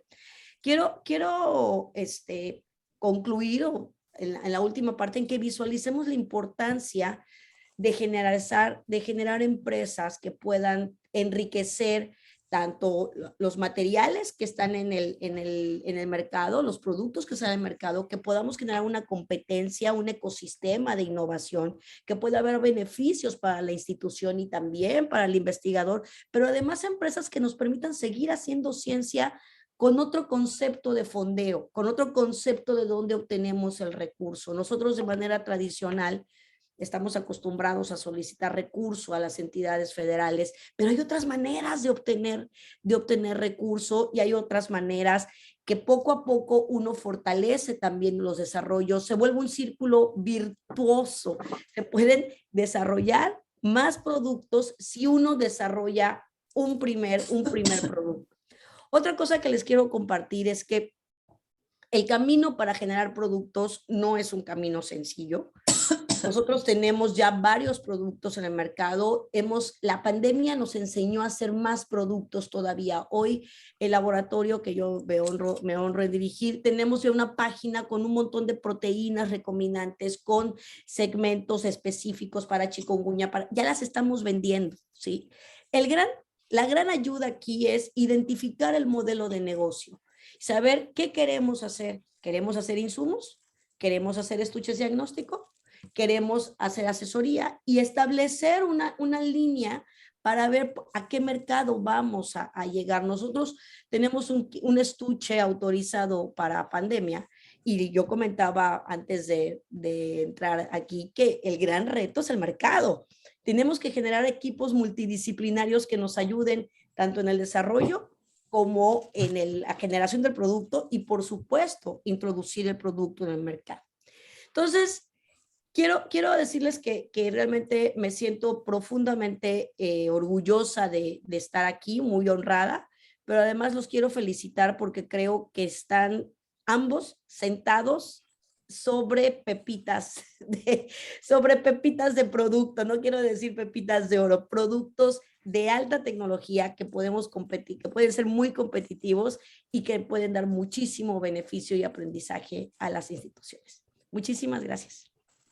Muchísimas gracias, doctora Pérez. De verdad, le agradecemos un montón sus palabras. Es muy importante que todos los presentes y futuros directores, en el próximo año cambiamos el del Instituto de Química, tengan todo esto bien anotado, porque hemos dado algunos escalones en la dirección que nos sitúa en la etapa actual, pero obviamente que falta todavía muchísimos, desde el trabajo de las importaciones hasta la facilidad de los recursos, el acompañamiento que mencionó me parece que es exactamente el tema para que el investigador no tenga que hacerlo todo. Y pues nos queda de verdad claro, pero hay que hacerlo. El asunto es que tiene que instaurarse, tiene que darse acompañamiento. Al principio, si no funciona bien todo, no importa, hay que simplemente continuar hasta que las cosas maduren y puede tardar algunos años, pero si empezamos, pues el chiste es seguirle. Muchísimas gracias. Tenemos varios comentarios en el chat, por ejemplo, ¿verdad? La doctora Diana Seapa no tiene una, sino 3 preguntas.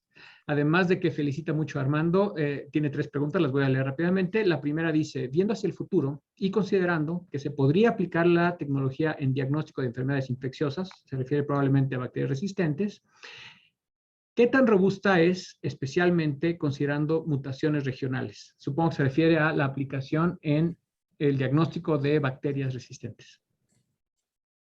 Esta sería para Armando, creo. Sí, puedo decir algo acerca de esto. Pues es bastante robusto en cuestiones de mutaciones, porque es muy bien caracterizado que estos métodos, especialmente los de CRISPR-Cas, pueden llegar a detectar variaciones de un solo nucleótido, que sí pueden hacer que la detección sea o positiva o negativa, ¿no? Y distinguir pues mutaciones tan simples, ¿no? Que no son pues grandes mutaciones, son mutaciones muy puntuales. Y pues sí, yo creo que su potencial es muchísimo. Muchísimas gracias, Armando. La misma doctora Diana que tiene otra pregunta, pero obviamente si el doctor Luis Brieva quiere participar, adelante, ¿verdad? Nos dice también que considerando que hay poca vigilancia molecular en México, se refiere, supongo que de nuevo al tema de bacterias resistentes o cualquier agente infeccioso. ¿Qué tan, ella pregunta, ¿hay suficientes datos para hacer el diagnóstico? Supongo que se refiere a qué tanto tiene que darse el programa de vigilancia genética para luego o junto desarrollar los métodos de diagnóstico.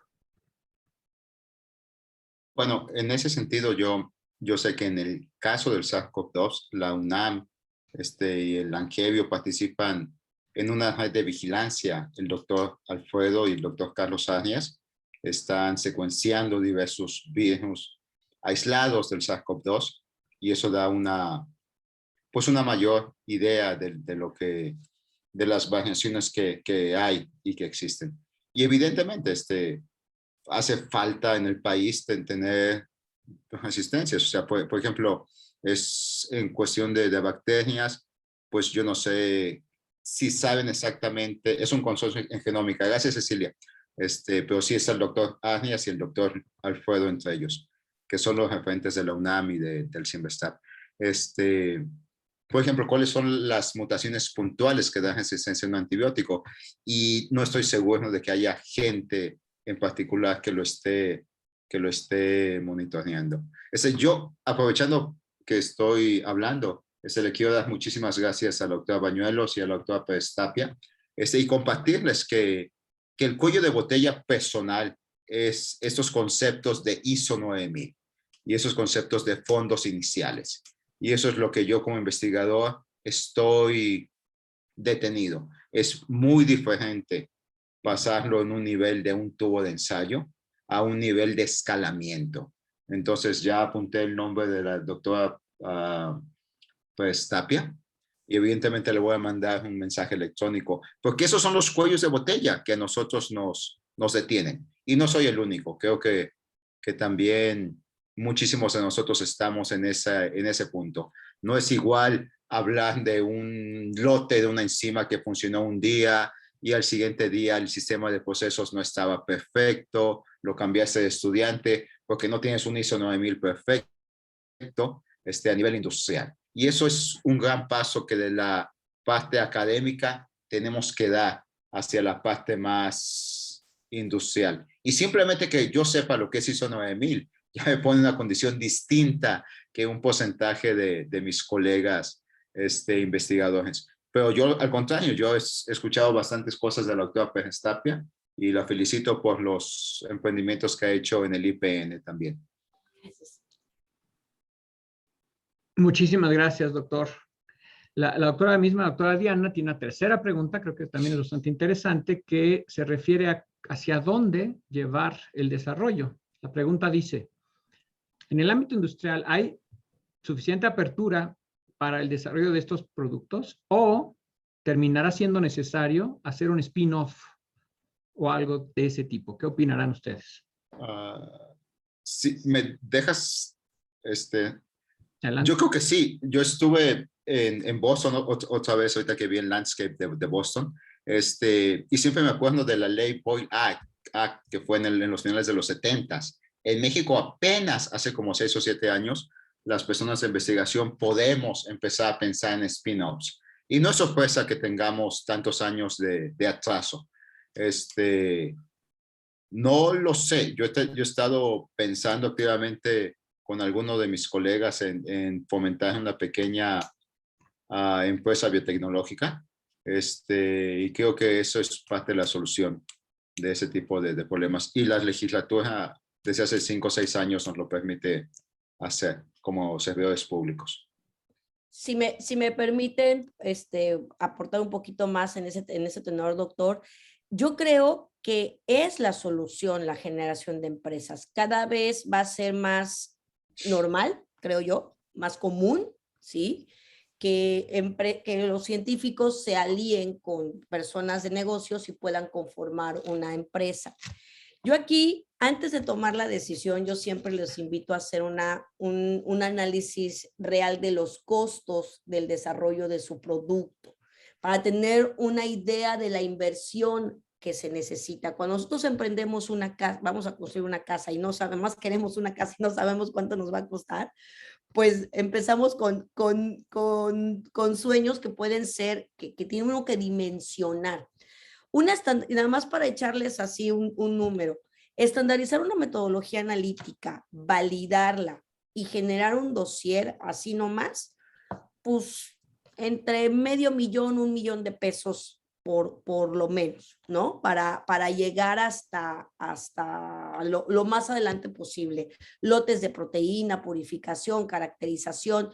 Yo francamente les invitaría a hacer un análisis de mercado para saber si ese 1 o 2 millones de pesos que necesitan de entrada lo pueden recuperar y en qué tiempo, ¿sí? Ver el mercado, cuántos kits tengo que vender para poder recuperar. Entonces, eso es lo primero. Y lo segundo, encontrar un producto, que les genere su entrada fija.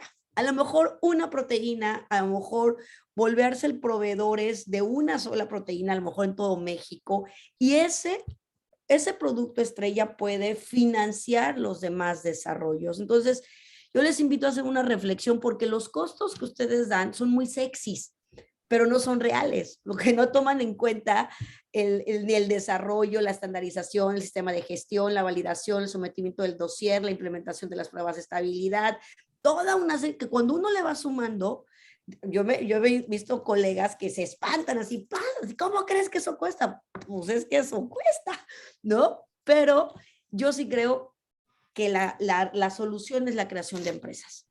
Una visión empresarial nos obliga a ir modulando un poquito la forma en cómo desarrollamos nuestros productos, definitivamente.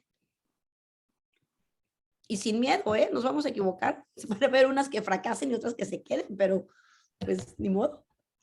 No, totalmente de acuerdo. Sí, yo añadiría que como científico joven que igual eso se necesita también incluir esta formación en los estudiantes. La formación actual que damos en los posgrados en México, para empezar, es muy enfocado a una disciplina, o sea, ya ni siquiera empezar a hacer estas conexiones interdisciplinarias que tengas que conocer de A, B, C, D para que las conectes, y mucho menos pensar en estos otros pasos necesarios. Sin hablar de las cuestiones de evaluaciones académicas, ¿no? Como que parte del SNI, parte de una institución, tenemos que este tipo de emprendimientos realmente pues no cuentan mucho. Uno puede ser un científico muy exitoso sin necesidad de hacer estos emprendimientos. Entonces también se tendría que incluir esto. Muchas gracias, Armando. Estoy completamente de acuerdo. Probablemente tengamos alguna otra pregunta o comentario. El que quiera levantar la mano, con todo gusto, puede tomar el micrófono, o lo pueden poner en el chat, o pueden levantar su mano, lo que deseen.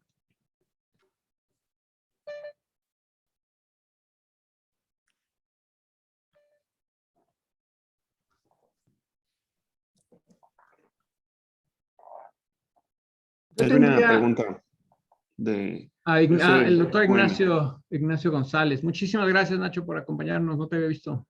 Adelante. Claro. Buenas tardes. Primero, felicidades al doctor Luis y al doctor Ricardo por su magnífica, sobre todo por algo, por tener esa capacidad de respuesta ante los retos que significaba este asunto, ¿sí? Eso es importantísimo, definitivamente, ¿sí? Eso se necesita, trabajar por un sueño, definitivamente, y eso nos lo han mostrado, efectivamente. Felicidades. Estoy totalmente de acuerdo con la doctora Mayra. Es muy importante y la preocupación de Armando. Necesitamos verdaderamente transitar desde la investigación fundamental al desarrollo del producto. Pero esto tendríamos que cambiar el paradigma de nuestras instituciones, ¿sí? Porque generalmente cuando vendes, a mí me ha pasado, te dicen que te prostituyes, ¿sí? Entonces es cambiar la mentalidad. Pero ahora, ¿cómo vamos a hacer? Tenemos que crear, ya necesitamos eso. Tenemos ciencia de alto nivel, capacidades de producción.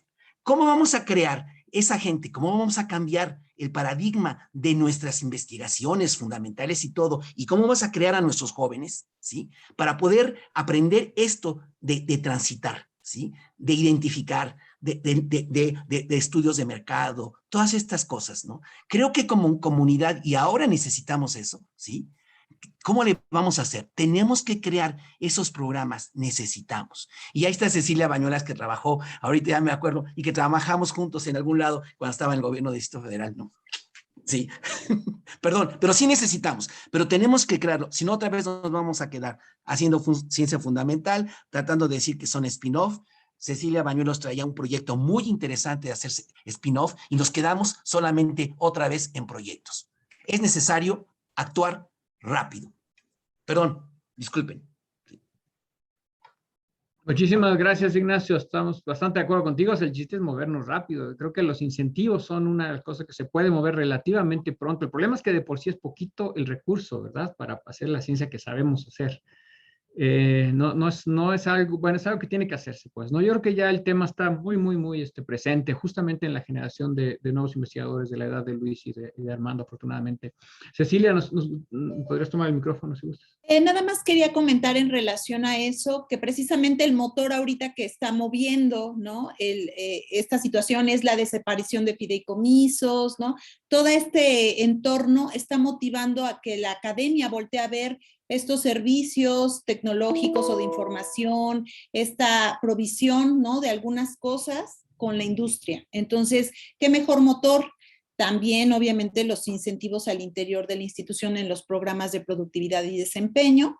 Y ya existen algunos programas de posgrado que incluyen estos temas de emprendimiento o intraemprendimiento, algunas cosas para los estudiantes, sobre todo, ya no tanto para los investigadores, pero sí para los estudiantes, para que sean ellos ese brazo, ¿no? Que está afuera y con los cuales pivotan los investigadores que ya están consolidados en sus líneas de trabajo. Yo adicionaría ahí, perdón, Ceci, ahí yo estoy segura que muchos jóvenes investigadores, alumnos nos están viendo. Una recomendación que yo siempre les hago a mis chicos es que adquieran habilidades, lo que se le conoce como habilidades blandas. Sí, un curso de administración, de finanzas, de manejo de proyectos, de oratoria, de pichaje, y que formen equipos, que se hagan equipos multidisciplinarios con contadores, administradores, porque uno empieza a matizar su mente científica cuando convives con estos otros grupos de expertos. Y los jóvenes son como esponjas. Cuando realmente están en esta edad en donde todo lo absorben, un contador sí que puede entender de ciencia y un científico o alguien técnico sí que puede entender de finanzas. Y entonces pueden hacer una muy buena dupla y generar empresas y emprender. Eso son los modelos súper estudiados en todas las grandes universidades del mundo. Se generan proyectos, los pichajes, todos los pichajes que hay en son pichajes que son con empresas donde viene un científico y un administrador. Entonces, yo les invito a todos los chicos que adquieran habilidades blandas. Muy de acuerdo, porque estamos demasiado autocentrados en nuestro ámbito inmediato. Sí, nos tenemos que mover en esa dirección. De hecho, pues en general, yo creo que los comentarios de ustedes ya les sirvieron a los posibles próximos directores del instituto y deben tener una lista muy clarita de todo lo que hay que hacer. Yo estoy por terminar ya en unos cuantos meses.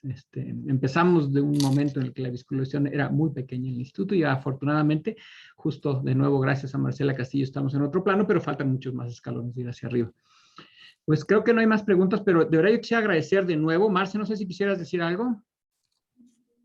No, doctor. Bueno, pues yo sí agradezco a todos tanto a los ponentes, también, bueno, pues a todos los asistentes que nos han acompañado durante todo un año que estuvimos trabajando en este foro de salud.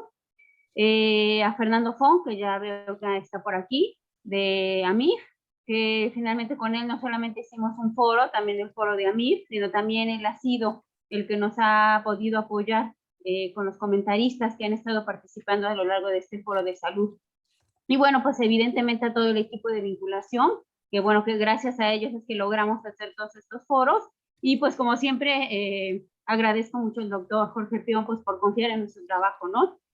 Eso es algo muy valioso para nosotros porque nos ha permitido crecer como Secretaría de Vinculación y construir nuevas cosas, porque siempre ha creído en el trabajo y en la capacidad que tenemos de siempre construir y caminar hacia adelante, siempre en beneficio del Instituto de Química. Muchas gracias, doctor. A ti, Marce, muchísimas gracias. Y de nuevo, pues muchísimas gracias a todos. Aprovecho para anunciar, el Instituto de Química ya está 100% abierto. Nos tenemos que empezar a ver las caras de cerca tarde o temprano, esa es mi opinión, y tenemos bastantes medidas de seguridad para poder convivir de manera con mucho cuidado, pero ya un poquito más cercana. Creo que es un signo, obviamente las cosas pueden todavía tener fluctuaciones, pero ya hemos tenido aprendizajes muy notables acerca de cómo lidiar con esto. Gracias, justamente. Creo que la biotecnología ha llevado a cabo el papel más importante en la defensa de esta pandemia, sin menor duda. Y eso es algo que implicó darle su lugar a ese tema en estos foros, que de nuevo, Marce y todo tu equipo, muchísimas gracias. Y bueno, de nuevo, ojalá que nos veamos aquí en el Instituto de Química muy frecuentemente, sea en línea o sea presenciales. Están todos bien invitados. Muchas gracias a todos y pues nos vemos muy pronto. Muchísimas gracias. Que descansen. Un placer.